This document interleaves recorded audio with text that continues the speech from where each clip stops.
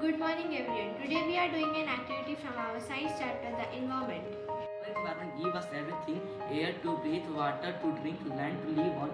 It is our duty to keep it clean and safe. Problem in our environment is plastic pollution. Plastic bags harm animals, block drains and pollute the soil and water. Decided to say no to use plastic bags and use paper bags instead. Beautiful paper bags from old newspaper and waste paper. These help us reuse and recycle material.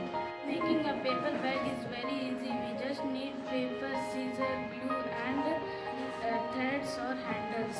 Paper bags are ready. They are eco-friendly and can be used again and again. So promise to protect our environment. Say no to plastics and yes to paper bags. Together we can make our earth